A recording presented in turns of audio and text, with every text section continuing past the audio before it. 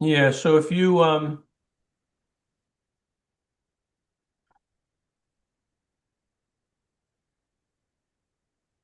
I'll copy this and put this in the chat also. Okay. But there's on the in the on September 3rd of 2025, the Astrophotography Workshop. This was before you started coming to it, Stephen. Okay. Um, we did or I actually did a short presentation on capturing M71 and then processing it. Now it was using PixInsight, but Searle has very similar tools to PixInsight. And in that presentation, there's I guess I can still the chat window keeps popping in and out. So let me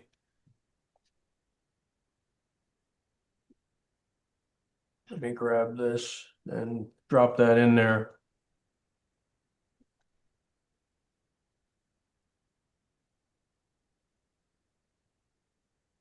So that is one thing. And then another one that I did, which was the following month, was a tutorial, kind of back to basics tutorial on histogram and curves. I'll drop that in. And if you drop those URLs in, you can see there's the time index on there that T equals at the end. That'll bring you right to the beginning of that segment. Okay. So stuff like that. So those that should be in your chat window. You could copy and paste those. Oh, okay. And the first one again is M71. That's acquisition and processing. And it goes from soup to nuts. I mean, it shows you all of the steps. It's fairly detailed. And again, you just would have to substitute the similar processes in Searle for the ones I'm using in PixInsight.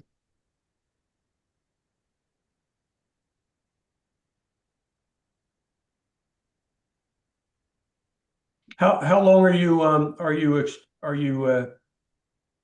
like what's the length of your total exposure in terms of your On what I've done so far, it's not very long. It's only like 5 minutes on a lot of them.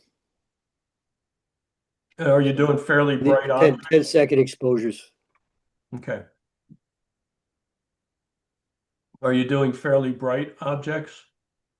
Yeah, mostly nebulae and a few galaxies. Okay. Yeah.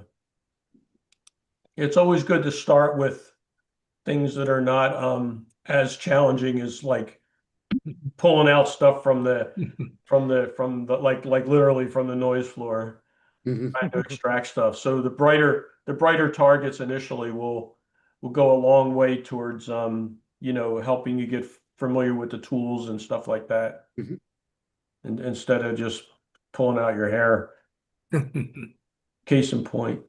I got a really silly question here. I'm trying to copy and paste these over here to something. I just actually you could just Was that? if you just click on it, my desktops are flipped. So sorry for the confusion. Okay, so hold on. I think you loaded it. Was playing the I video. got it. Okay, perfect. It still thinks my desktops are flipped. So sorry for the hold on. Something's playing in the background. It's the other Gary. The other Gary. Alter ego. A little deja vu here. I remember that night. Playing all over the place. Talk about histograms and curves. Oh no. Hold on. I'm gonna mute Stephen here. There you go. Yeah, Stephen, your computer's playing some videos in the background.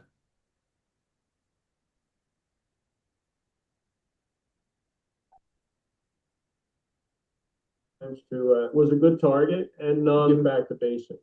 Who's that now? I did to shoot that. I'll talk about. We're going to talk about the equipment that I think it's still Stephen's computer is playing some Your videos. computer playing? processing it for image processing. And then we'll also talk a little. Yeah. He's yeah. working on it.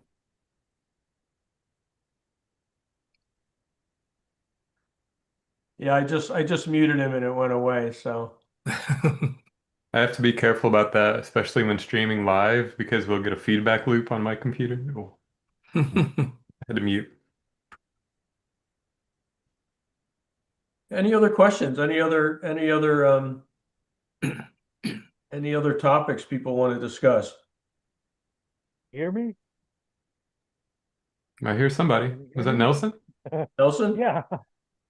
Yeah. What's your favorite stacking software? If you can hear it. Your favorite stacking software?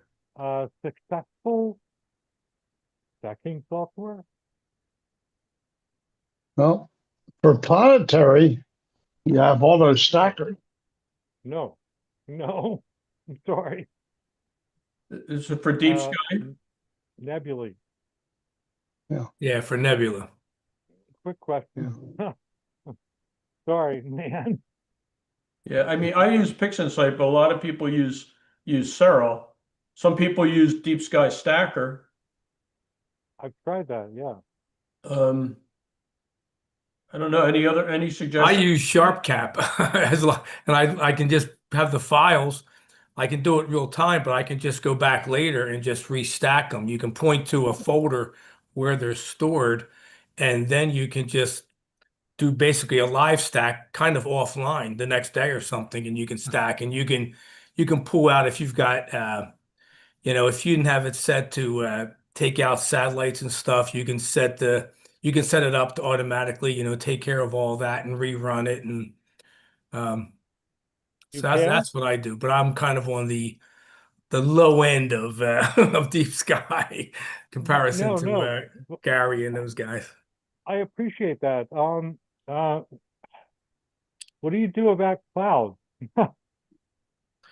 Well, with all these with the capture software, like with SharpCap, um, you can set thresholds as far as like how sharp the object is, as well as the brightness of the object, and it'll automatically not stack those. It'll just stop recording. So they Yeah, won't be saved. So you won't have those files mixed in. yeah, I appreciate that. There's that in Deep Sky Stacker, there's a grade. It gives every image. And I've never correlated that with clouds or clouds. It basically gives you a score, and then you can go into there's a sub menu that pops up. And it's been a while since I've used it because I haven't had anything to work with, but Huh. you can pick let's say the percentage. Let's say starting from 100%, you can knock it down to, let's say, pick your best 80%, and it will do that based on the overall score for each sub. Yeah, thanks. I tried that, but no success.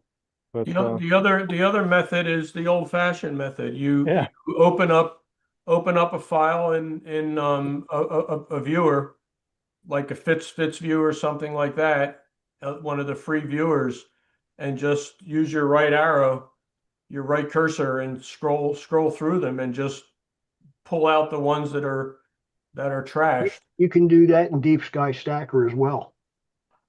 Yeah. Yeah. I mean, well, there's and the process is called blink or the way to do it. But if you're not using those, you can do it very manually and it works well. I tend to do that routinely still. Before I even pull it into the software, I just do a quick. I mean, it takes a few minutes.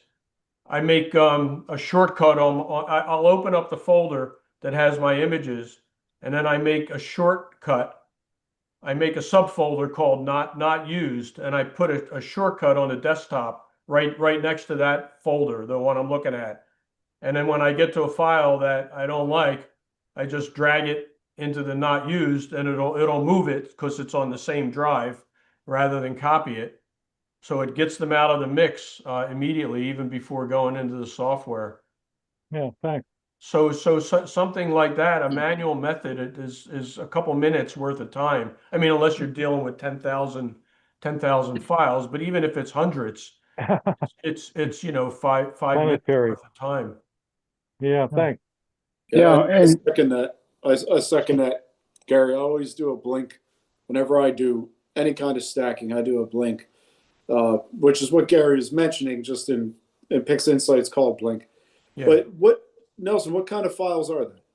What type? It depends on what camera I'm using. It's JPEGs if I'm short on time, bits. It's various files, and it does take a long time to like blink through them Mm-hmm. to sort them out. That's Are they really short exposures? mostly 10 to 30 seconds. Sure. So Yeah. yeah, that's the time frame. But yeah, I just want to know if there's a quick way of going through them because fit files take a long time to open up. There's do you have the Yeah. Fitz viewer from ASI? I do, yeah. Yeah, that does help, I find. You can, Yeah, that's you what can, I use. If I'm doing it manually, I'll use the ASI Fits Viewer. yeah. And now with PixInsight, with their blink process, it preloads all the files. So you drag them in and it sits there crunching for, you know, two or 3 minutes, depending on how many files. Okay. You know, it depends on the size of the sensor too. Like the APS-C sensors or full frame sensors are huge files. So they'll take longer than like a smaller camera, like a 533, the little 1-inch square sensor, that 533 sensor that's real popular. They open really fast because they're only 9 meg or something compared to 52 meg for like an APS-C. But then once they're preloaded, the blinking is as fast as you can automatically blink it. You just set a time interval and it'll just stream through them. Or you could just hold down the cursor and it'll do it as fast as Oh. you know, the repeat button on your cursor is. Yeah. But one there's thing I a like, delay. Yeah, I find I always blink, no matter what. It just the results to me are just always better if I handpick the slides I'm going to actually put in the Yeah, stack. yeah. yeah, Cyril has a Python script now that I've only used a little bit, but it's a blink type thing, but it loads all the pictures in and then graphs like FWHM through the it sorts them uh, by a whole bunch of different parameters: background, brightness, you know, the sharpness, contrast. I forget what all. There's like 5 graphs, and then you could pick thresholds for any of those, and whatever you reject goes in. It moves the file into a reject folder so that it won't get processed further. So I thought that was a nice little utility. Have you tried Searle, Nelson? I tried that. I usually use APT. Not for stacking, but for the control. Is that it? Yeah, no, that answers it. Yeah, because that might be Okay. something you want to just because some of the other tools are older, they might not be keeping up as much as or as well as the newer tools like Cyril. Okay. Cyril's made they've had a lot of improvements recently, like in the last few months. There's a lot of scripts that people are putting out there. Plus, they've had a couple upgrades recently in the base program itself. And of course, everything's free, which is not bad. And there's a bunch of tutorials online on YouTube. I think the channel is called Deep Space Astro. This one guy puts out a tutorial every time a new script comes out, showing how to use it For Cyril? for Cyril. Yeah. Oh, okay. Cool. Hey Wayne, do you know if there's a script called SCUNET? Uh, This is I'm not, SCUNET. I just put it in the chat. SCUNET denoise. It's a Python script.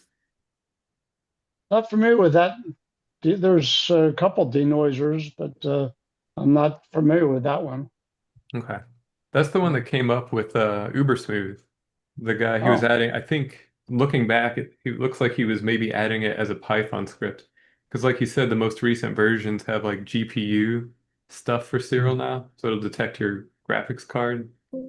yeah. One of the latest ones that people are talking about is a new utility to remove stars.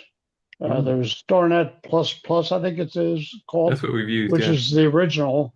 It's embedded in the serial, but now they've got this new one that just came out, and it can do a better job.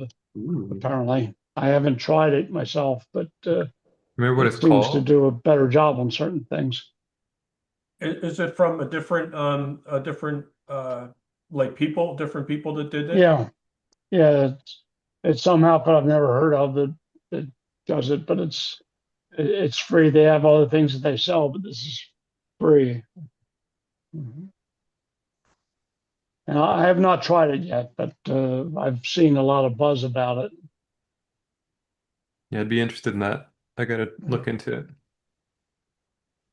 Yeah. Yeah, I think I mean, in terms of usage, it's very popular. I mean, the Searle software is very popular. And I mean, within this group, right, it's probably 50-50 or something in terms of users, right? Because Wayne, I know Wayne, John, you're using it. Um, I know Brett and I are using PixInsight, and Yeah. Bill McGeeney's using PixInsight. I I use use Cyril PixInsight. when I do deep sky, I use Cyril. Okay, yeah, so it's a pretty even mix, and I think the companies are always doing leapfrog on terms of one another, but Mhm. there's friendly competition is a good thing in a lot of cases, and that this is one where Yeah. it shows because the public domain putting the resources in the Searle are keeping up with programs like PixInsight and things like that, and they're doing a heck of a good job. Has anybody played with the SETI Astro stuff? He seems to be pushing hard to be building a tool there. I've used it for PixInsight, Okay. some of the SETI Astro, some of the they have a continuum subtraction tool that I use regularly if I'm doing the narrowband stuff, and even there's another one too. I think it might be image blend. There's another tool that he has. But yeah, he's been putting together a whole suite of, well, there's countless tools in there that I just haven't had the time to dig into it, but looks like it could be competitive. Yeah, he does it. He does a good job. Does he provide stuff for Searle? Is he only doing PixInsight? He's kind of building his own platform. He's doing Oh, it okay. his way. Yeah. Again, I haven't dug into it. I'm curious if anybody has, but I've caught a couple YouTube videos here and there, and he's been putting a lot into it here this last 6 months. It's interesting. Yeah, I've only used them in as processes or as scripts. Basically, he puts out free scripts for PixInsight. That's interesting that he's Huh. going to have his own sort of suite of things. Yeah, it's weird. I do see a note. I think it's the Deep Sky Astro video. There's a Python script that integrates Cosmic Clarity's AI sharpening denoise tools from SETI Astro into Cyril. That's confusing. I got to catch up on everything. Man, it's getting Yeah, wild. Deep Everything's Space blending together. Astro, Deep Space Astro has a ton of tutorials. So there's an awful lot. Every time something comes out with a new version, he puts out a new tutorial for that. And he talks to the developers directly. So he gets the inside track. He puts out tutorials sometimes before the new software is released.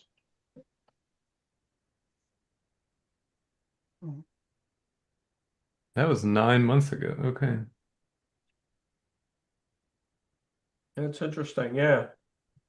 Yeah, because even the SETI Astro, he now goes to this Pro SETI Astro Suite Pro. Yep. He said the old site's no longer active, and there's a link to the new site. Huh. Yeah, see that? That's what happens when we don't have fresh photons to play with. We lose touch with the new tools.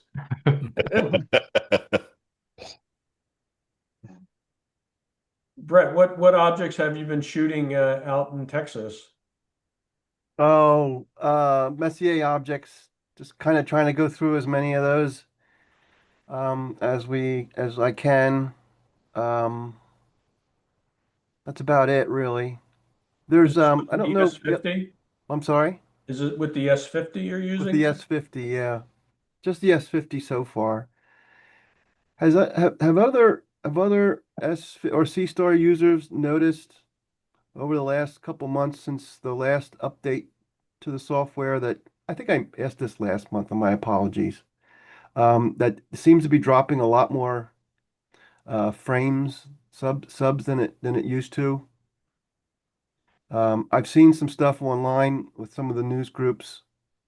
Some users are reporting up to like a 50-60% of the frames are being dropped. And the other thing is that when you look at what they stack, what the S50 stacks, everything seems to, it's almost like they're clipping the left side, I can't really quite explain it.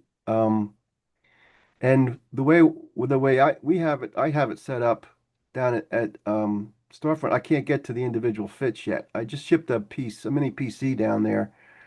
I was using um the C-Star has they call it Telescope Live, I think. It's an app that's still in beta that allows you via the web to control it as if, it was on your local network. But Yeah. you can't pull down the individual fits from that. So I know Steve has a mini, I guess he has a Mac Mini there, and he's pulling off the individual fits files, no different than you would do if you were using it at home. And then he's processing those no different than anything else. So I'm interested to see how much of a difference it makes once I have the PC there and I can pull those off. And the other thing too, we're going to be doing that using Nina instead of just using the native C-Star app. I set that up here with this S50 here at home, and Nina recognizes the camera. It recognizes the mount. It recognizes the filter wheel.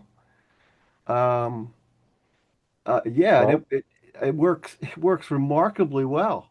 That's cool. Yeah, That's cool. That's pretty wild. it was just it's not what's the other standard? I'm drawing a blank on. Oh crap, bum. But yeah, I didn't have to install any drivers or anything. I just pulled from Nina and it found each one of those components just like I mentioned. Oh, like ASCOM and all that stuff was Yeah, but driving. I don't think it was it's ASCOM and what am I I'm having a No. brain cramp here. Do you mean TIFF Oh, files? No, there's the other one, the Indy. Is that what you're thinking of? no, I gotta find it now. Oh no, I guess it Gascon, is. there's Indy. It's the ASCOM alpaca. Oh, alpaca. Yeah, okay, my fault. Cool. So anyway, we'll see what happens with that. And I believe, well, according to some of the people on these forums, ZWO has recognized that they have a problem with it, but there hasn't been any update as to when they may release something to address it. I don't know if anybody else has experienced the same thing.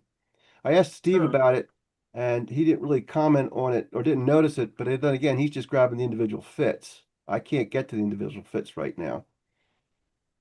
I get 100 out of 0, so 100% of 0 is still 0. Mine's been sitting right next to me in my office for like 2 months. So What you talking about, Scott? Yeah, I haven't noticed that. I've played with the clubs S30, and then I mentioned I got this S30 Pro last week, and I had it out 2 nights. I mean, it was a little hazy and stuff, but I just was getting kind of used to it, and it seemed to do it seemed to do well. I mean, it wasn't dropping too many. I was doing 20-second subs alt as. The time I noticed a lot of subs being dropped was with the S50 and the S30 when I borrowed the clubs. When I was doing equatorial mode at 1 minute exposures, it was dropping a lot.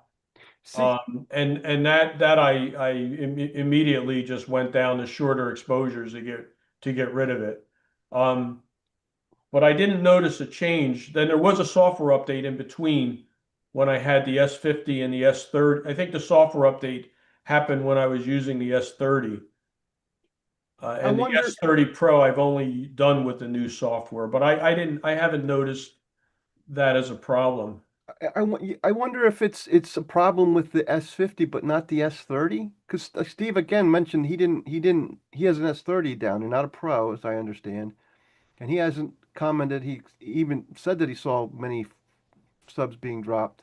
I mean, it could be. I mean, it's a narrower field of view, right? Yeah. So that's going to make tracking errors more noticeable, right? It's 250 millimeters versus 150, or in the S30 Pro, it's 160. So that's that's a significant difference. Because I think it's really tracking, right? It's when it detects tracking problems that it dumps the frames so that it doesn't stack bad data.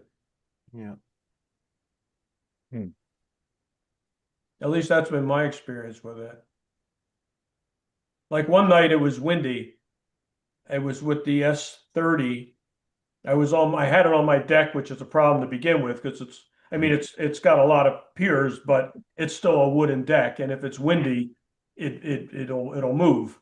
And it was dropping stuff like crazy. And most of that was the wind, because I was only doing I think I was doing equatorial mode 30-second subs. But the wind was just buffeting it, and it was sort of like, okay, that's enough for tonight. You've done the experiment. It doesn't work. And that was the S50? That was the 30 when I had the wind, the night I had the wind issue.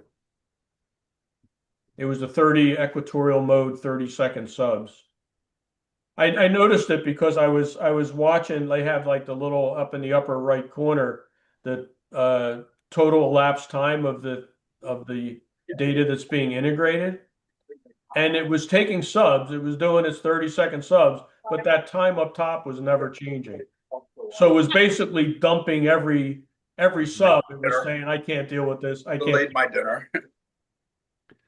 And then I realized what was going on, and then I sort of like, okay, well, that's enough of that. What's that? Mm-hmm. Yeah, Brett, I don't think she's going to go out to spring break. I think that's, oh, there he goes. Brett, I was going to say I haven't been able to use the C Star in like 3 months now. So It's that been rough. Phil. Does it work at -10 Fahrenheit? No. Not very good. No, oh, actually, I had the S50 out on one of those really cold nights, and it would not charge. Yeah. It doesn't charge below like 30 degrees. Like its temperature limit for charging is actually warmer than you would expect. What's the limit, Scott? I think it's like around 40 or 30 degrees. Like it's not very cold. Like it's most of winter you won't be able to charge it. Yeah, lithium back. Now you got to keep in mind there's self-heating, right? It's a little box with self-heating because there's a camera in there with circuitry generating heat. There's a little, ASI air equivalent, like a little Raspberry Pi or something generating heat. But from building my camper van with lithium ion batteries, um, what Scott's saying is absolutely right. So the sweet spot for lithium ion is above 40 degrees Fahrenheit. So you can discharge them lower than that without a problem down to around freezing, down to around 32, but they don't like being charged certainly below freezing. You should limit your charge current. You got to keep a really low charge current if you're going to charge them below freezing. And that's freezing at the battery, at the cell. The sweet spot though is typically above 40. I have some plant heaters like those germination mat things that you can buy real cheap. I have about 4 of those. In the winter, I put them around the lithium batteries with a little bit of insulation around it, like a little thermal blanket, and I keep it at 40 degrees. Mhm. So that is the sweet spot for them. Below that, they're less happy. Below freezing, you can actually cause damage if you charge them at high current. Right, Scott, yeah, I think Scott, it will not. It just turns the charging off, I think, right? Yeah. Yeah. I think Yeah, it it kind of tries just turns blue to when it protect gets too cold. Right, it that's tries to- it. That's what it was. Yeah. It tries to protect itself. Right. Now, if I'm not mistaken, I have a little separate battery pack, and I use that for charging versus, an actual like USB charger or anything. And it seemed to me that it kind of just kept it constant. So it didn't really charge it, but it just drew from the external battery pack instead. So, I mean, that's one thing to at least try is an external battery pack because those, you're draining 2 batteries now instead of 1. But so it's not really charging the internal, just, constant drain. I think what it does is it drains the secondary battery. Yeah, exactly. It's just drawing enough current to what it needs to power it, not to charge it. Well, that's good to know. I have one that's a 50,000 milliamp hour, and that's the only thing that I see go down when I set up C-Store.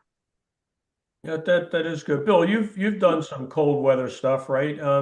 Like when you were up in Canada, you used an external like one of the Jackery kind of units? Yeah, so I didn't use it for the C-Star. I used it for my Canon 6D. But I use a little Jackery unit, and that's what I use here when I put the C-Star out. When I try and do my extreme C-Starring, I'll hook it up to the Jackery and just let it go, because oftentimes, I'm not I just let it sit out all night. I'm not gonna touch it. I just let it do its thing, go to bed, wake up in the morning before I leave, I bring it in, and then and if I have a dew heater on, it'll just sap it. But typically, provided it's not cold, by that I mean like it's not like below, not too far in the 20s, I don't find that I have a problem with holding the charge. Oh, yeah. Well, I left. Do you think it's drawing from the Jackery? Yeah. And not internally, probably. Yep, definitely. Okay. Now you have your Jackery, if I remember right, you have your Jackery like in a little like a little bag, like a little insulated bag kind of thing, or Yeah, so they used to, and I don't know, what changed or what happened, but they used to come in essentially lunch pails, insulated lunch pails. If you think of like, your cooler lunch pail, yeah. it had a battery to fit right in there. It was perfect. And then some point that stopped, and you can't find those anymore, and it's a shame. So I have one. I have two batteries, but I only have one lunch pail. Put it in. But if you have a lunch pail, if you go get one of those, those insulated, flexible, kind of like soft lunch pails, I would try putting something like that in there, and it works really well. It's the same thing, same exact thing. Yeah. There's just branded Jackery. That's the only difference. Now I've got a little bit of sinus. Yeah, I've done that with I have a different brand than Jackery. It's called Blue Eddy. And I had a lunch pail that in our closet that just happened to fit one of those soft side insulated lunch pails. And I just throw it in that in the cold weather, and it has like a little Velcro flap on the top. I just bring the wire out of that. And the self heating of the battery pack keeps it, above freezing basically. Yeah, when I took those shots up in Canada, it was, what was it? 3? It was probably 3, maybe 0, maybe closer to negatives. But it was in the pail, and I closed off the pail like you did, Gary, just so I get the wires to snake out. So everything will stay warm inside the pail, and then the wires snaked out, and that was fine. It worked.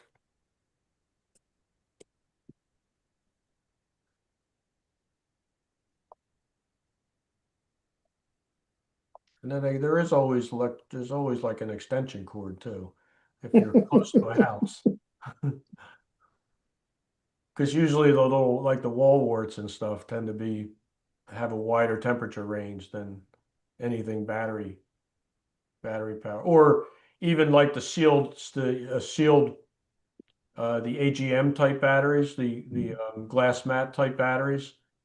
They can work down to very, very, very cold temperatures. Their capacity goes down to maybe 50%, but they don't mind being in cold weather. Just like a car battery, right? Anything like lead acid or any kind of compound like that tends to be very wide temperature range. Cool. Well, the winter is going to be gone soon, so we won't have to worry. We won't, I know. I tell you, it's been brutal. More ways than one. Yeah.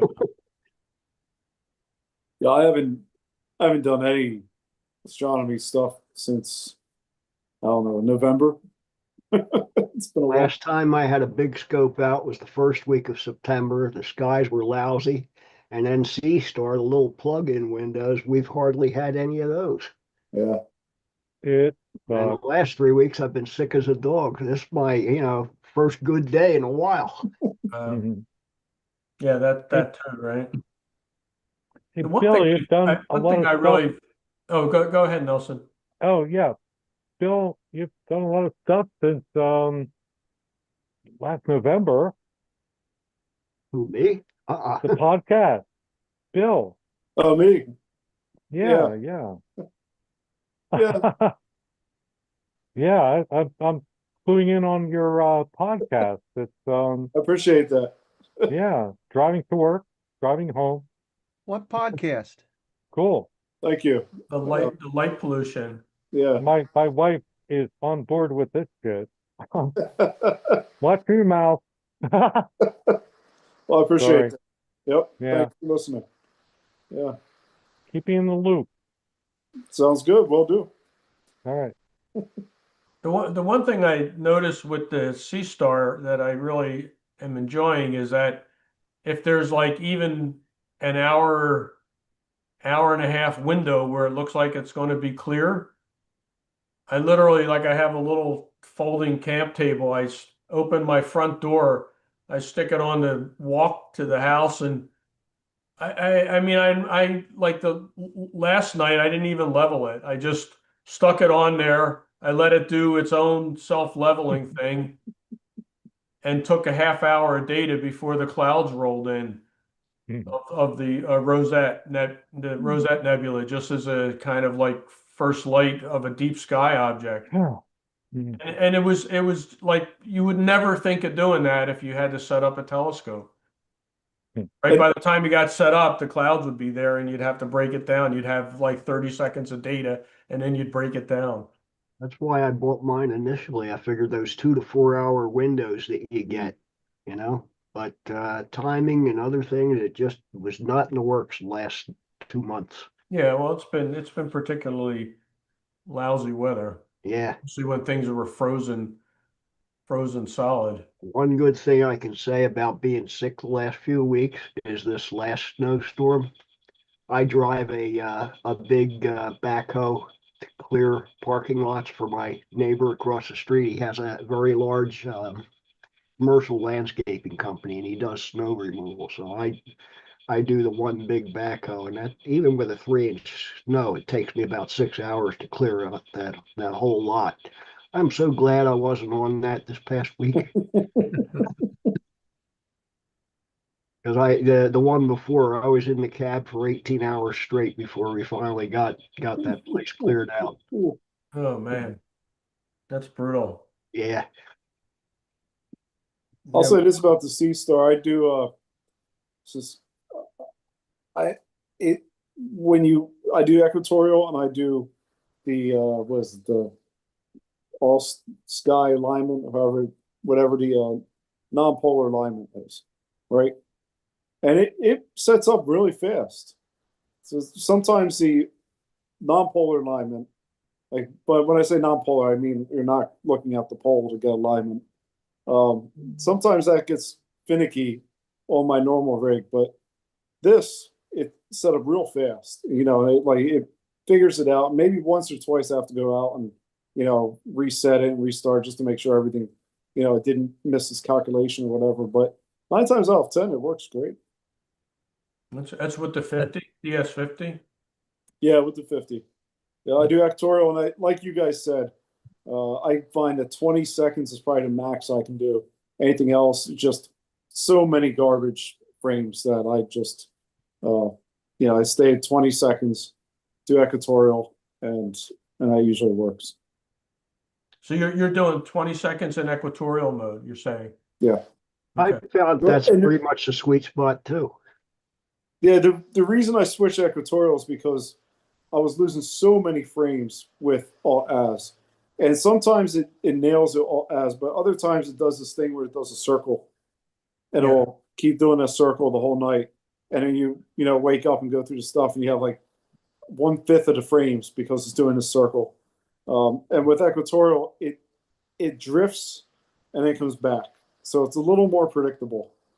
Or at least that's what I found. I don't know if you have same experience, Bill. I think it may be doing a plate solve sometimes. I don't know that it does it in between every exposure, but I've noticed that sometimes with my S50, there'll be like a delay. But similar to what you guys have been doing is I've got a certain, I know which square on my front walkway to set the S50 down on. And I just, I kind of crudely line it up with the North Star. And I just come in and it does its thing. And now I haven't been able to use it very much. I got one 7-minute exposure, I think, of M42, but before the clouds rolled in and got me. But it I have found that I can just run it out there and set it down, turn it on, run away, and it goes. So that part has been pretty impressive. That's nice. One feature I don't know I didn't notice this on the S30 and 50, but when I was using the S30 Pro last night, I shot the moon initially. The first quarter moon was like the perfectly cut in half last night. So I just said find the moon, and it went to the moon. And there's a thing where you can keep it centered. There's a button that says center the object. And it was neat. There was no drift. I did some videos. I did like 2-minute videos, and it just sat there with the moon in the dead center of the frame. And I think they use that for like, from what I saw in the ads, I haven't tried this, but like if you were shooting a bird or like a duck in a pond or something, it does object tracking. So you can point to the object, you put a little square on it, and it recognizes that, and then it'll follow that. They had like one of the things I saw had this um, uh, kind of like a rocket launch, and it was tracking the rocket launch kind of thing. But I don't know if it's using that same feature, but it was really convenient because without that, I had to only do short videos because it would you could see it drifting. You could see the moon drifting, and I hit that button and it just locked it solid. I Gary, did that. oh, sorry. Sorry. Yeah, Brett. I did that, Gary, with during the lunar eclipse last year with the S50, and it tracked it. I did a time lapse with it, and it tracked it from beginning to end. It was what, an hour and a half, 2 hours, and I posted that back then. It did a pretty good Yeah. job. And Stayed that there right that's in the that center. that's that same feature. It's like a tracking feature. Yep, and Okay. I picked time lapse, and it just tracked it, and you saw the whole process. That is cool. Gary, is this different from the usual moon or sun controls they have? Yeah, yeah. It's a little icon like where the autofocus. I think it's like right above autofocus. It says center up. It just says track object. Right, but that's in the moon, the lunar or the solar mode, right? That's what I happen to be in. I was Yeah. in planetary, the planetary mode. So I was, and at first before I turned it on, I could see it drifting over like a 30-second or a minute. You could see it moving towards the edge of the field, and I would shut it off before, it cut it off, before it cut the moon off. But with that, it just kept it there. I could hear it. I could hear it, making the adjustments. It works really well. I took that down back for the solar eclipse. I had that running as I had my actual camera shooting. And then anytime I do a lunar shot, I use Tom's old method. I'll just do a video with that doing the tracking on the moon for what, a 10-minute video? And then I'll break it out, put in an auto stacker and do everything that, I learned from Tom. And it makes my best moon shots. I'm sure you could get better moon shots, but for me, it's not possible. They are my best lunar shots that I could get.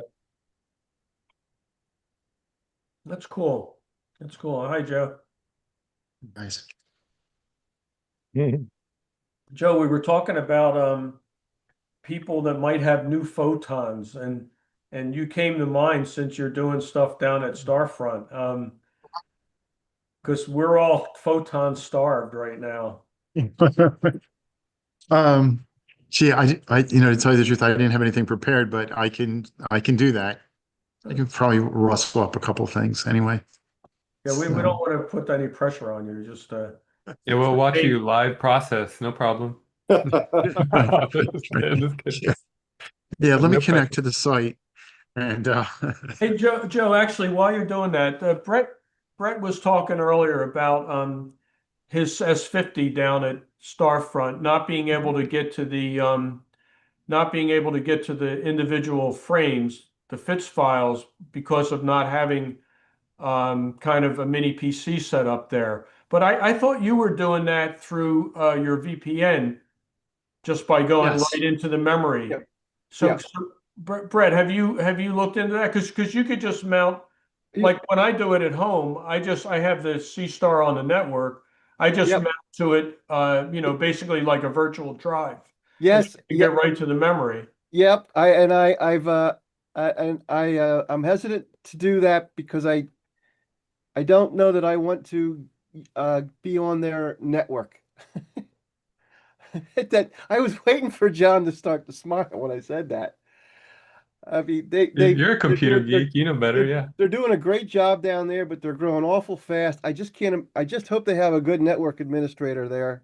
But if you're connecting to their network through a VPN, you could be exposing your home network Sure. Yeah, to yeah, whatever's going on down there. yeah. Versus if you're going in through like a remote desktop of some kind, your mini PC down there can still get hacked by somebody else on the local network or somebody that's coming in through the VPN, but they shouldn't be able to get back onto your local network. So I have decided not to do that. Okay. And that's why I should have said that. Yeah, I know there's a way to get to those fits, but I choose not to do Yeah, that. yeah, no, I figured as a, you know, as an IT person, you would know that, but I wanted to bring it up just in case there was some Right. back. So you're more concerned with the security, that getting past whatever firewall you have set up through the VPN. Yeah. I mean, if they have it done right, it should be okay.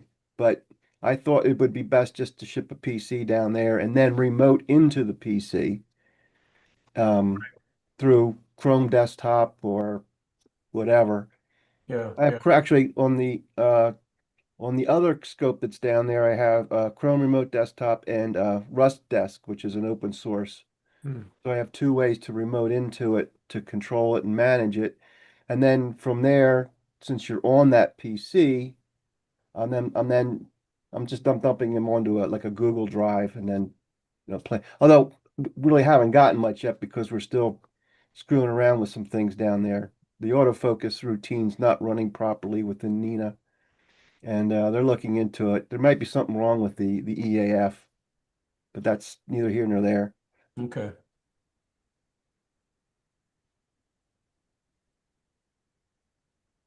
But don't panic, Joe. Great. Yeah. I'm sure it's all fine. It's fine. It's fine. I'm just a little, you know. What's the worst that could happen? Someone's uploading fake frames.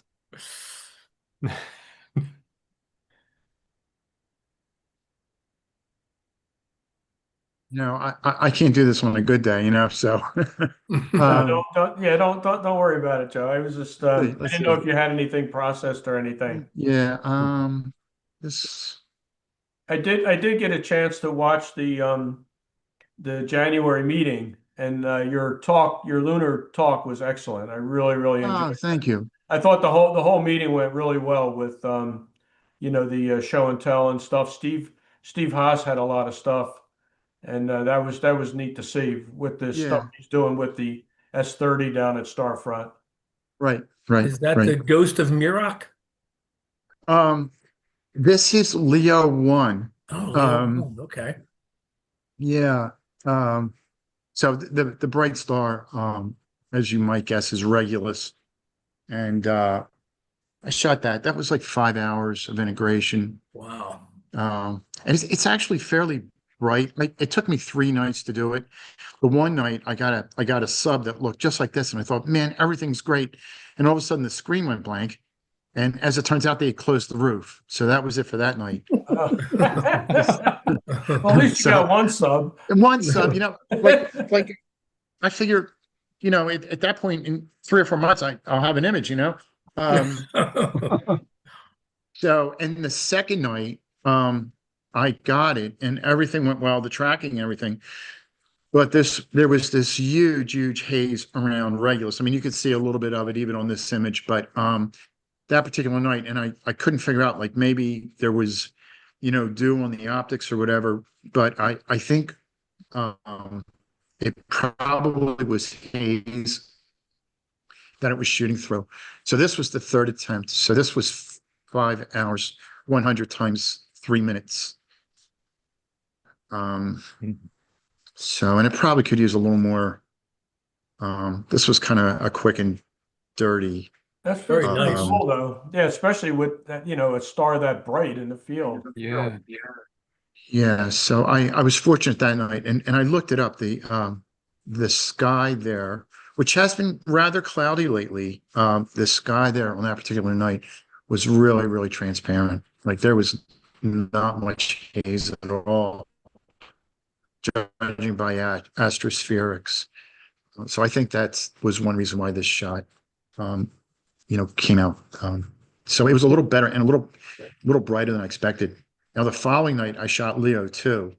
I don't have that up yet, but it's much fainter. It was a magnitude and a half fainter. Wow. But it looked even fainter than that. It was like really, in fact, I couldn't see it on the monitor, like when the subs were coming in. And I kind of thought, geez, I guess it's here. Maybe it is, maybe it's not. When I stretched it, it did show up, but really very faint. Joe, can you zoom that in? amazing. Yeah, I guess. Let's see. Oh, wow. Yeah, You see that okay? Yeah. amazing. Yes. Wow. That's Huh. challenging. That's really Now, challenging. Hal Oh God. mentioned it to me, yeah, that he was thinking of doing, and Gary knows about this as well, Yeah. that he was thinking of doing a sky and telescope article on it. And I just figured I would try it for yucks, just to see. Um, some of the items on there are really very, very faint. I downloaded the list. Coddington's Nebula, I think, is on there. Yeah. The satellites of M31 are on there. The satellite galaxies are on there. Yeah. I Um, wound up doing the same thing. I looked through the list and started to look up the objects, and right. I even looked the Coddington Galaxy one. I wound up looking up like what people have done from Bortle 6. Right. And in order to get it, it was so faint. In order to get it, they had like 25 hours of, a total integration time, stuff like that. And Right. even from like a Bortle 3, Yeah. it took like 5 or 6 hours for Right. objects like that. Right. So they're really Yeah. faint. They're tiny and they're faint. Yeah. Yeah. Yeah. Well, it's winter down there too. I I I mean, I've been doing this, I guess, for 10 months yet, as thus far. And I think this is about the cloudiest month that I have noticed. And probably, I mean, it probably is seasonal down there. They might have a cloudy winter. So we'll see. Yeah. But that Yeah. was This is one great object. though. Oh, thanks. And this is Thanks. Leo 1. Leo 1. Yeah. Yeah. Yeah. I don't know if I can pull up Leo 2. Let me see. Anything's possible, I guess. Um, Let me see.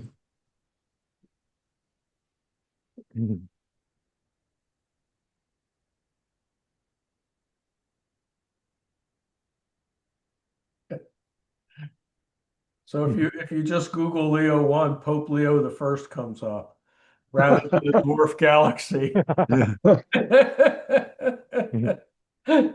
That's pretty funny. Yeah, I didn't put it in any order. Yeah. Let's see. I just Googled Leo 1 and came up Pope Leo 1. Only the subs go in order. Yeah, the first Pope, the that's first what time I I had. Googled it, I got a Pope. Pope Leo the First. Yeah, I had to put I had to put dwarf galaxy to get it to come up. That's pretty good.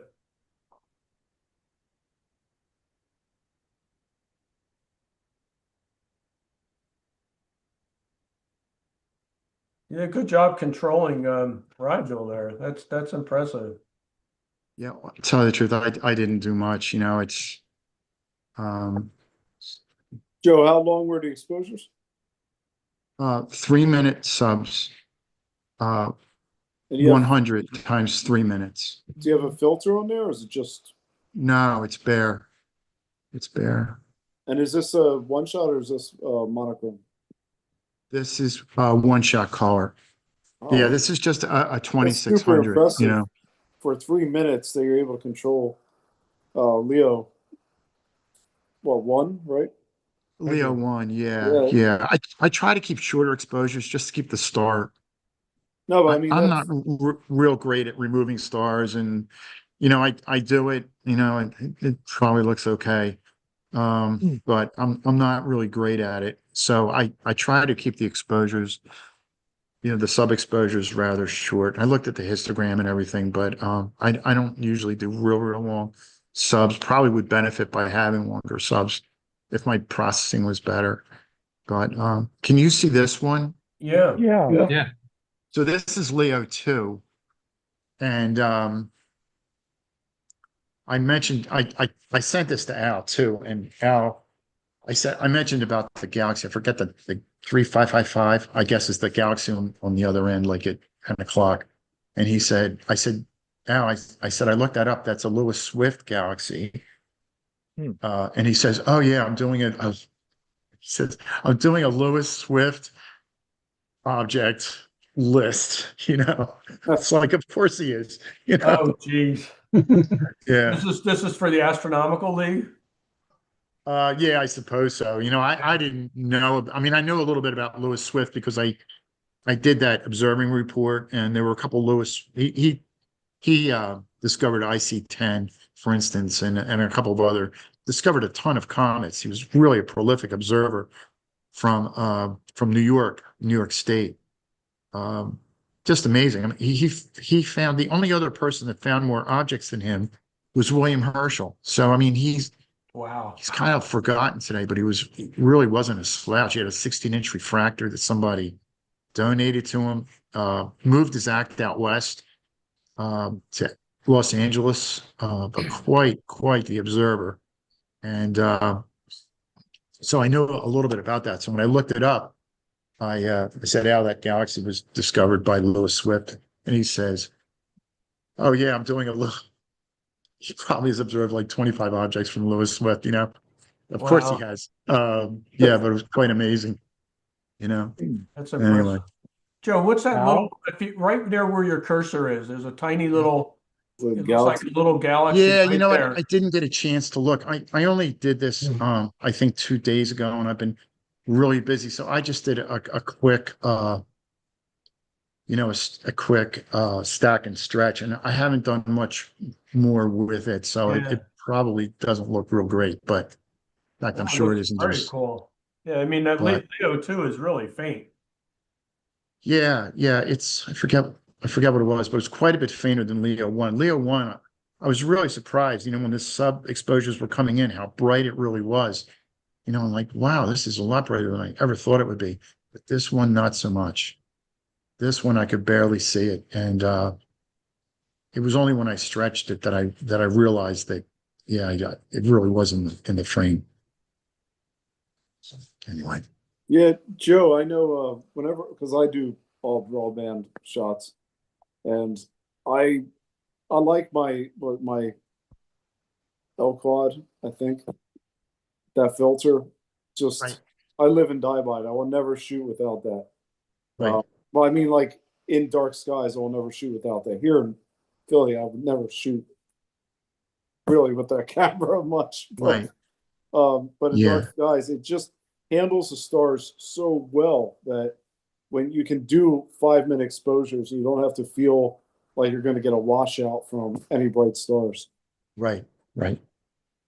Yeah. The 2600, I think, has an internal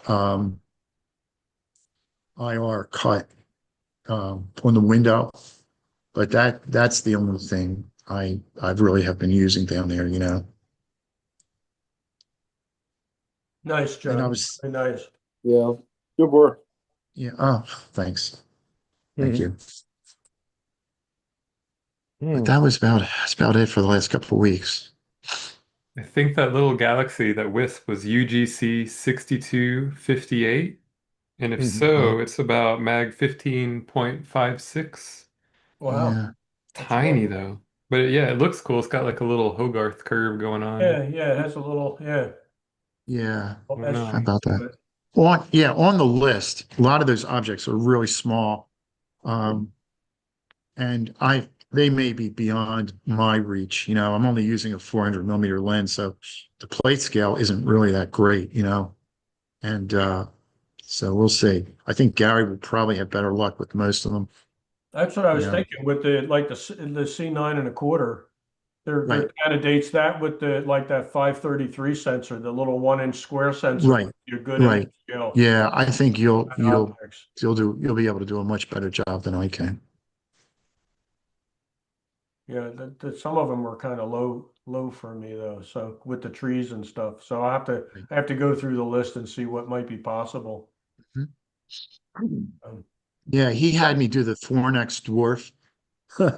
And the Fornex dwarf is above the horizon, even down there for about 20 minutes, you know. So one night I tried to do it. So one night I tried to do it. It's already reached the meridian, you know. Yeah. And I'm trying to shoot, and I got, I think, like 10 exposures. And then all of a sudden I started, you know, I mean, shooting a refractor. So I'm seeing all these diffraction spikes, and I'm like, it's already in the trees, you know. Yeah. Yeah, I think that's going to be next year. Yeah, well, I think he said it's a 2027 project, so Yeah, you yeah. have all of 2026 to figure it out. Yeah, because you have, stuff in Cetus and Pisces and everything, and I mean, that's kind of lost to us now. So Yeah, let's yeah. see. I'm gonna, oh, go ahead, Nelson. No, the resolution is amazing. Oh, God, it's amazing. Like that the globular to the bottom of that galaxy. It's amazing. Oh, God, it's amazing. I'm sorry. That's the beauty of Richfield telescopes. Oh, you get, especially under dark skies, right? You get with, oh, with a sensor, you got a sweet spot there, right? You have a sensor with a lot of pixels and a they're one-shot appropriately color.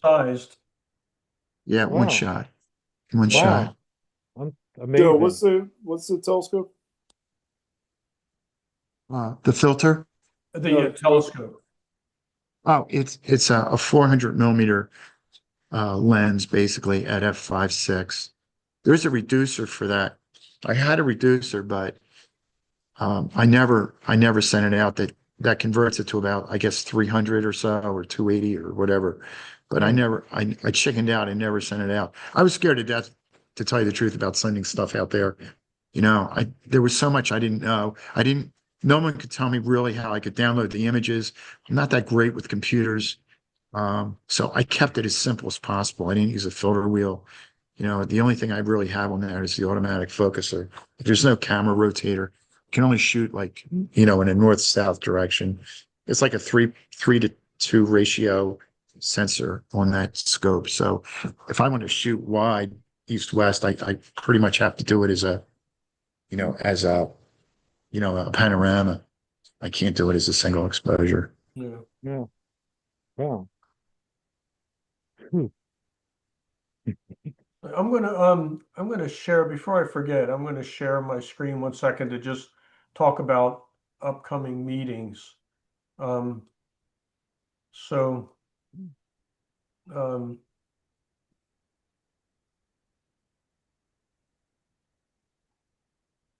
hold on 1 second, and let me do this.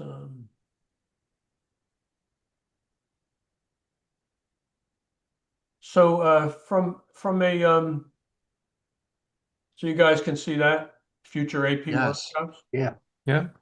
So we're going to do next month, we're going to also have an open session. So hopefully the weather will cooperate and we'll have some fresh photons or people have had a chance to process some stuff they have. So we could do more show and tell, but I'm doing that specifically as a follow-up to the indoor astrophotography clinic that's being held this Saturday at the Radnor Township Building. Joe, Tom, myself, and Brett are going to be presenting at that. We have 12 people as of today, I know, signed up, and I think it's been that for a while. I know a couple of you guys said you were going. This is something that, oh, I'm sorry. Okay. So this is something that we're going to go, Tom's going to talk about planetary, Joe, lunar, myself, some tripod to deep sky, and then Brett in terms of things. Mistakes learned in the first year of this hobby. Yeah, exactly. But also you can see here that in September, Brett has been doing some work with this gentleman, Nico Carver, who has this, he has his own website, Nebula Photos, and I have a link to that in the next slide, or the two slides from now. But and also he has some YouTube stuff. He primarily deals with like astrophotography topics for beginners, for people new to it, and he's expanding that based on his own description of what he does on the YouTube channel. But you can see here we have a lot of open meetings right now where we don't have topics carved out, and I know that we had a list before, and I still have that list of potential topics, but I'm throwing this out here in case people have some stuff that they would like to present. If they're and you know, like even what was it like getting set up down at Starfront, you know, stuff like that. What's involved with that? Because that I'm sure topics like that would have general interest. So this group works because we all contribute to the group, and we all have different areas of expertise or different areas of like knowledge. Not even it doesn't even need to be expertise per se, just things that we're interested in that would be worth sharing with the group. And it doesn't need to be a long presentation, not like the whole, like, you know, some of the presentations, like the one that Prasad did, one of the ones that I did was, you know, roughly an hour.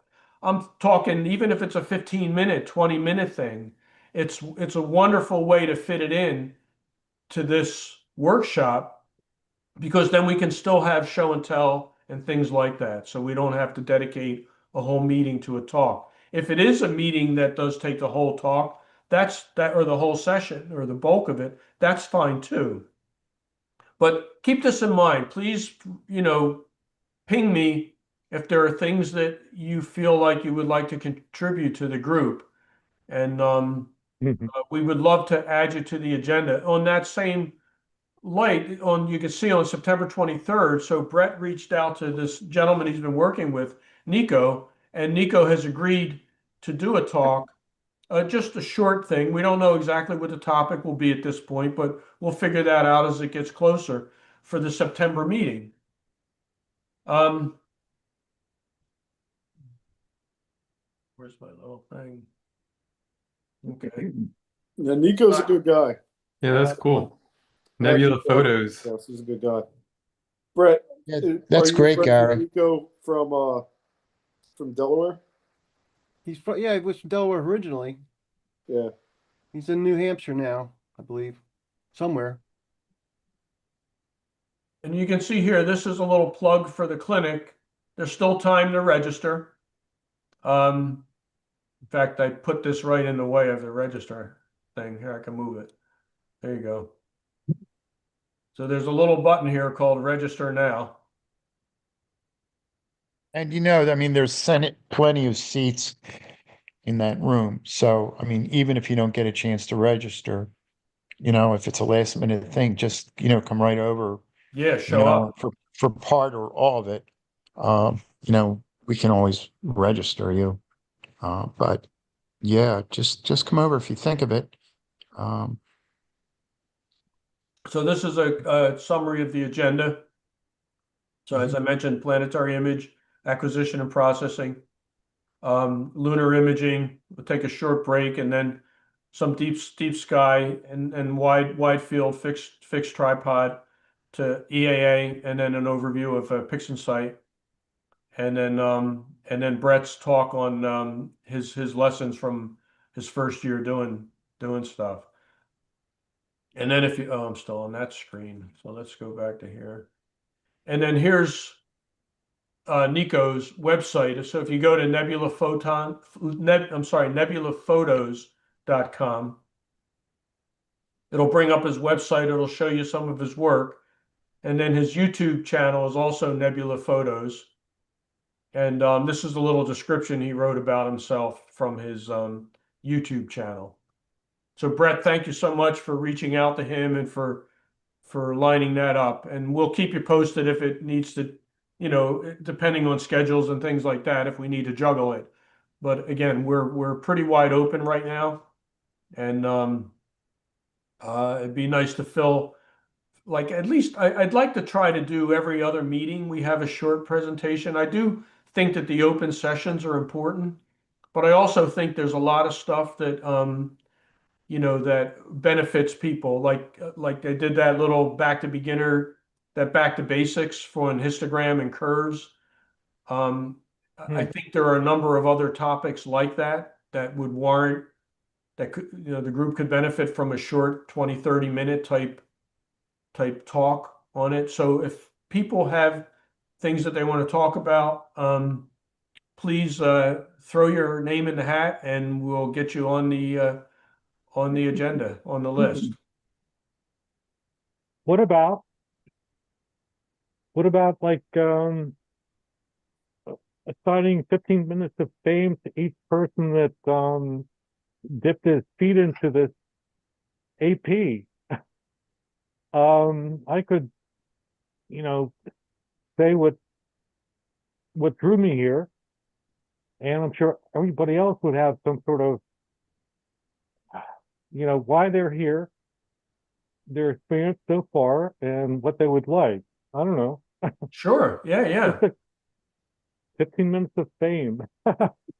Silly. Yeah, that would be fine. If you I'll put you down not next month, but how about April? Sure. All right then. Just a suggestion. Yeah, no, I think it's good. I mean, we're all here to learn from one another, right?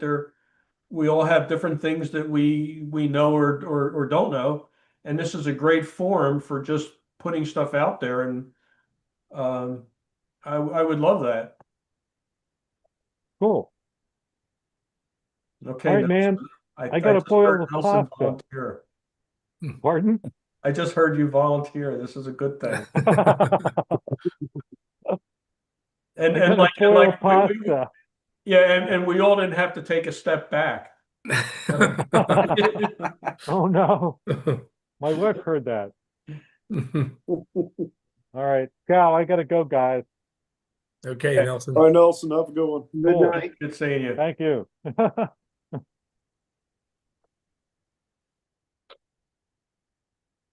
So any other questions or any other things people would want to share? I'm missing Steve this month, Tom. Yeah, I'm not sure if he is. I texted him because he lives south of Boston, and he was having, last I heard, on Sunday or wait, no, on Monday, he had over 20 inches of snow. So I don't know if he lost power or not. He was still texting Monday fairly late at night, but then I haven't heard from him since. So I don't know. And He might he be. might have gotten hammered. He might have lost his power. I reached out to Barry Peckham, the guy who makes the box telescopes. He's out in Little Compton, Rhode Island, and he still has power, but they got a little over 28 inches. Yeah, that's a lot. So it took him and his girlfriend, it took them a couple days to dig out. But he said, fortunately, they did not lose power because they typically lose power in bad storms. So he said Crazy. he was shoveling out, but at least he was warm and cozy, as he put it. But yeah, Steve might be dealing with I think uh what was it? Was it Portland? Providence. I'm sorry, Providence, Rhode Island reported 39 and a half inches. That was the official snowfall in Providence, Rhode Island, 39 and a half. So that's Unbelievable. like what do you do with that? Where do you put that? So anyway, any other questions or any other things to share? Hey, one time about Nico. Nico used to know Lou. Yeah. So Nico had been around. He actually, on his website, he has some photos from Blue Mountain Vista. So I mean, he was around in like Yeah. 2018 time period. So Yeah, I think Al knew him as well. Yeah, he Okay. started in the Delaware Valley Mhm. astronomers, Right. Yep. and met when he was working at the University of Delaware, and then went up to Boston at Harvard, and then went to New Hampshire. So he started his astrophotography with the DOS unit. Okay. Oh, cool. Yeah, I'm looking forward to that. That will really be great. That will really be great. He's really a great speaker and really gracious, Um, that'll really be great. He was at the Cherry Springs Star Party 2 or 3 years ago. He was the main speaker there. It was actually it might be more than that even, because it was some pre-eclipse solar eclipse stuff, and he was going over, besides photographing the night sky, but also solar eclipse photography, you know. He's a very good speaker. That'll be good. Yeah. So when he gets a topic or whatever, and it'll probably be short. It'll probably be a short presentation, is what we're thinking. You know, maybe it's 20 minutes or whatever, a half hour, something like that. But just to get the juices flowing. Yeah. I have a couple pictures I could share Sure. if it's been a tough road here, as everybody knows. Um, let's see if I can. You only need 5 minutes for the planetary imaging, right? That's all it Yeah, takes. really. I don't know There you why. go. Sucker holes work. Let me close that. Usually I just do entire screen.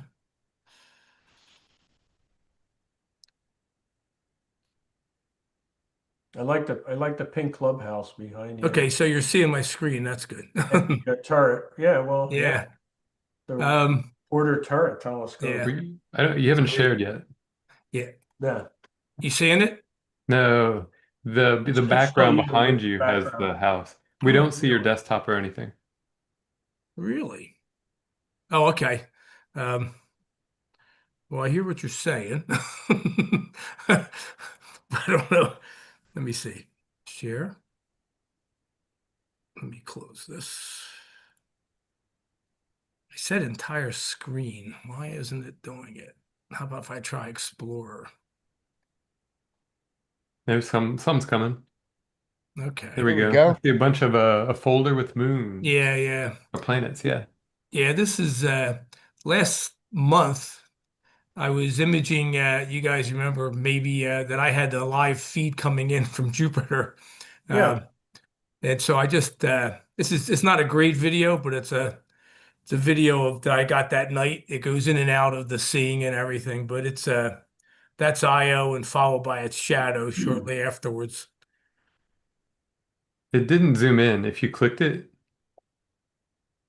Where are you? What do you we're see? looking at like about We're seeing a 6, thumbnail. Looking at your 8 folder. thumbnails. Oh, well, that's not good. It's doing the thing where it's only sharing like one window or whatever. Yeah, it's sharing your Yeah. folder. Okay. Well, I'll tell you what. I'm going to do this then. And I'll go back. I want to stop sharing and I'll share this.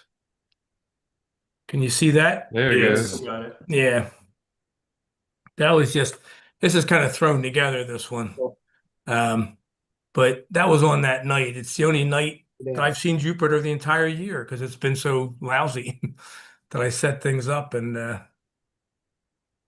but it was a good night for the red spot and the transit, so I wanted to do that. Yeah. That is great. Is I don't know that if I Io can. shadow, Tom? Yeah, that's Io there, and that's its shadow. You Beautiful. see it coming across. It kind of goes across this dark band, so you can kind of still see it at times, you know? Yeah. Right there. That's great. Let me move Hey, this. Tom, how long was that? This is probably let me look at it. I can tell you probably. I think it's about 3.5 hours. Yeah. Because I started capturing right about the beginning of the meeting and ended about a half hour after, I'd say. So I'd say 3.5 Really hours. nice. That's nice. Here's a How long are your video segments, Tom? what Typically? each? Oh, they're 4,500 frames. 4,500 frames per video. I shoot a video every. In the case of Jupiter, I was doing it about every, I think, 1 minute. And I'll shoot a video for it would last for it was about a 35-second video. Okay. Once a minute, about 4,500 frames. So it was about 100 and some odd number of frames per second. And just keep running them through. I like doing that because it kind of, if you remember when Agapios gave his talks, he's the old fishing with a net and not with a hook type of thing, where he shot continually. As soon as one video was done, he shot another one with the idea of getting you know, one of those is going to be good, one Yeah. of those videos. So I kind of think I'm sort of doing that. I mean, I usually will do this with Jupiter or whatever, so that with the intent that if I'm lucky and the skies hold reasonably well, I can always throw a couple of the individual stacked images out and make a video. And if no good, probably one of the 100 videos will be worth making a single image into. So you kind of get, you know, and this is like February 4th, I think. That's when that big sunspot, I think, was a 4366, it might have been. And I like this because you can really see the magnetic fields, how everything looks kind of like, just kind of a general bit of noise type of thing. And then you have all these fields showing up and with the prominences and stuff. I always like when the prominence goes over the edge too. It's kind of fun. That's cool. There's the proms just by themselves that day, which was a nice day for proms too. Yeah. And this is just, the image thing, but a closer up of the active group. That was amazing, that group. That was a big group. That was a really active group. I was hoping it would flare. The thing is, and this is one of those cases, and this happens with the sun, this happens a lot, I would say. Now and then you get lucky. And when something's flaring, like it might flare 5 or 6 times per day. And so you go out hoping, and I'm shooting, I shot this as a GIF. I probably shot 3 hours worth of videos on the sun this day with the hope that that thing, which was flaring about every 4 hours, that it would flare, I would catch it. And it didn't. It was as quiet as can be, but just very minor differences between the frames. So sometimes you get lucky. Sometimes you're just imaging something, not really expecting much, and you get this huge flare will suddenly appear. It's just kind of neat. But sun's always fun because it changes every 10, 15 minutes. There's a big change usually, especially with proms. And the filaments can change quickly too. But even with the binoculars, just with the white light filters on oh them, yeah, that was it was big. impressive to see. It was huge. But And I now like the it's way, totally blank. I mean, the sun yeah, it's totally today blank. is totally blank. But I like with the hydrogen alpha, it's nice in the chromosphere. You can see the magnetic field lines, and that's always fun because you can see it all. They kind of just point it out. It's like one of those things where you have with the little magnet in the guy's head, and you put his mustache. That's and a his hair on. sketch. Yeah, well, not that's a sketch. It's that magnetic The stick little thing. magnet guy. Yeah, and you can see the magnetic field. You can make it kind of go around, sort of Yeah. like that. Anyway, Forget what they called him. but Harry? That's a Something Harry? sketch. I don't know what it was called. I know what you're talking about. Yeah. Yeah, you would draw the magnet. He had to Yeah, you bring it over. You face can under put a the beard on the plastic. guy, put glasses on him or whatever. Yeah. That's been out a long time. I had that as a Wow. toy, and my kids I bought it for them when they were kids. And, they Woolly probably can still get Willy. it. It's Woolly Woolly. Willy. Well, oh, Wooly, yeah. Really. Perfect.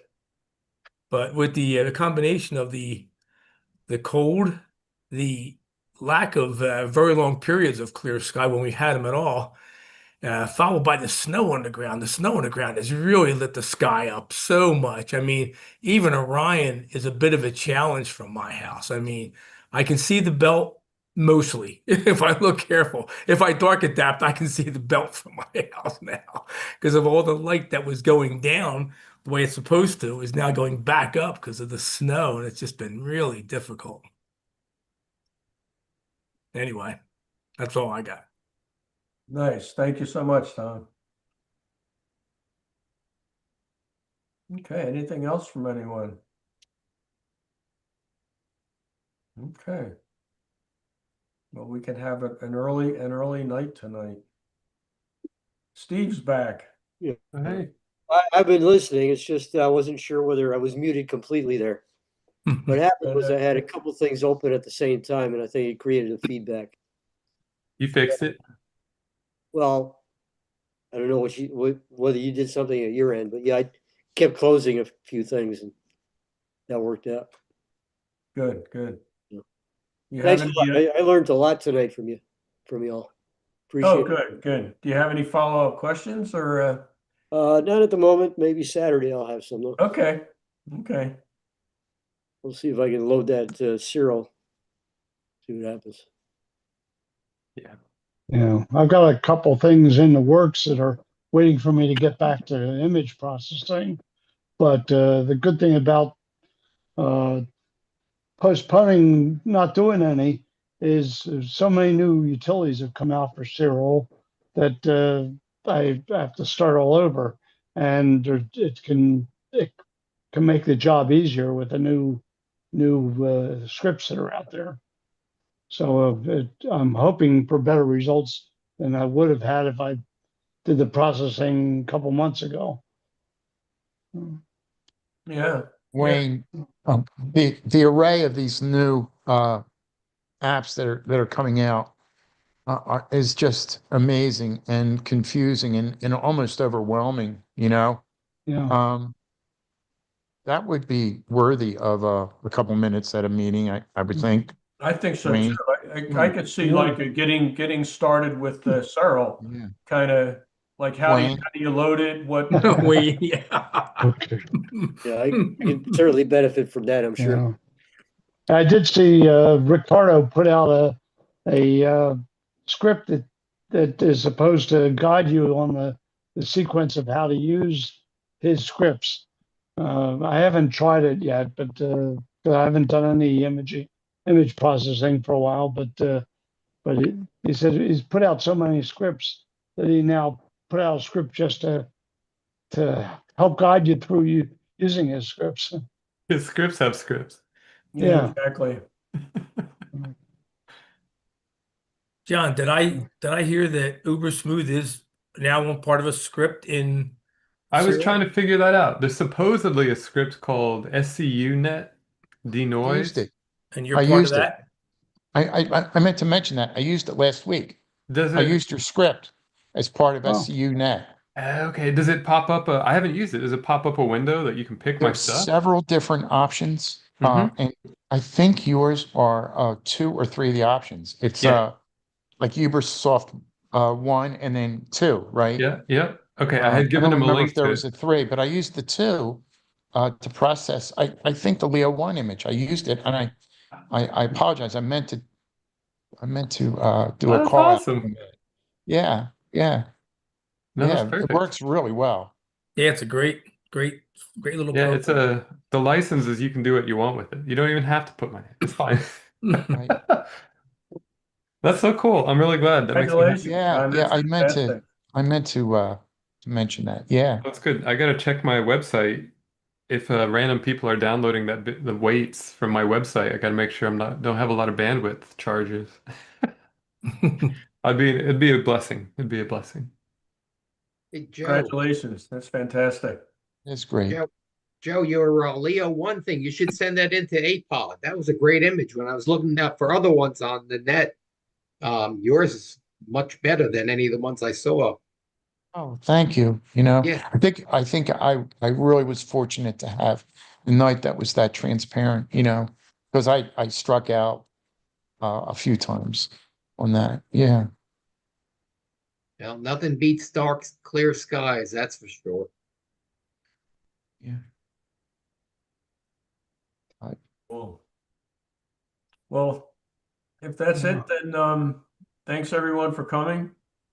Yeah, And thanks, Gary. hopefully Yeah, we'll see thanks, some Gary. people Thanks, on John. Saturday. Of course. Okay. All right, See stay you warm, guys everybody. Friday or Saturday or Yeah. sometime in the future.